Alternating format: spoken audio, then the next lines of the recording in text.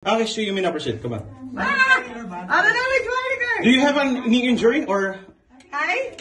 do you have a knee injury? No. I have an everything injury. Really? 30 years old. No. Okay, can you put your hard hat again on your head? Okay. That's what I was getting at. Okay. And then, Thank you. okay. Oh my God.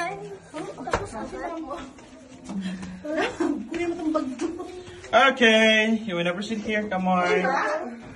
Okay, mind your steps. Okay. Sige lang po, ma'am. May injury po ba sa tuhod? Wala naman. Okay, sige po. Kayang-kaya. Diyan po si Ma'am Jessica Soho. 3 minutes po na stock. Ayan. Okay. Kasi hindi niya po mabend yung tuhod. Okay. Say, okay. Candidate number 6. It's your turn. Okay, ma'am. Please take a look at the camera. Okay. Sige po. Diretso. Okay. Okay. Mind your steps. Okay. Okay, left po muna, sir. Liliyad ka niyan. Magiging kapalita. Ayan. Left. Sideways. Okay, then proceed. Okay, another one. Ups. Okay. Sige po. Okay, it's your turn, ma'am. May lusutan pala dyan. Yes. Hindi na ko babalik ko kaya. Hindi na ba? Gusto niyo po ba? Okay, it's your turn, ma'am. Left, sideways ang ulo mo po. Baka mabang. The calcium sulfate. Okay. Full size of that bat is like the size of our thumb only. Okay. And did you know, in order to ease the hunger of the Filipino refugees and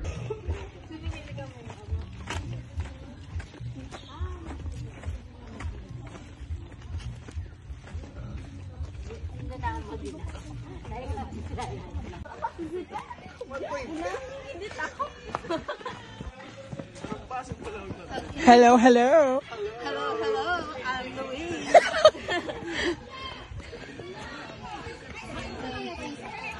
Ay, yun naman lang.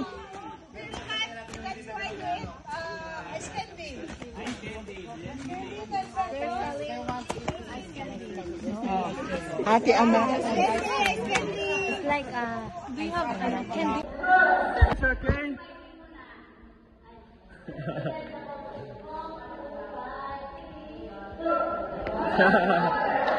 You may know, dance, okay.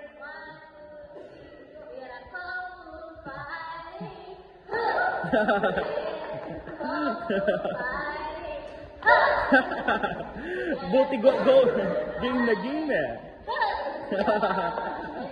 Okay, and then please. And that lava cave. So that big, like, round lava cave sort of thing. So big.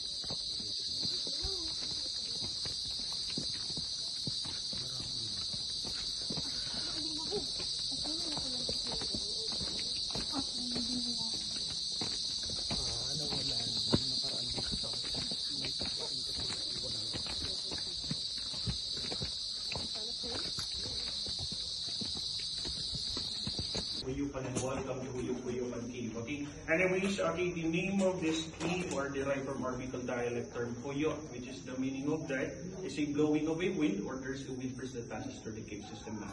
Okay, anyways, the Huyupan Cave, these are composed of 3 major levels. The first level of the cave, which is the ground floor, it took 11 hours before we completed the extra cave system. Okay, the total length of that is 3.5 kilometers and it is classified as class 1 cave. Okay, meaning to say it is not suitable for tourism activities. Okay, while our tourists focus on the second level of the Huyupan Cave, which is this, and our tourists tertiary. The second opening of this cave that is known as the Fat Man Squeeze. There's a famous journalist here in the Philippines. She's being stuck in there for almost 3 minutes, named Jessica Soho. Manay. Manay. Just that, you just say. The big one though won't. Bagay, it's heavy, it will not. Well, it's not worried about it, but we've got like the brown stuff. Like the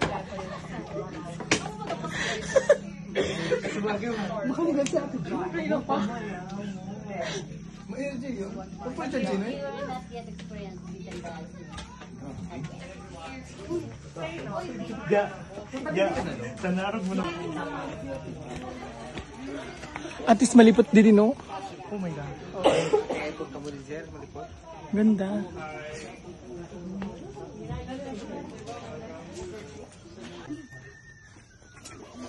Sorry.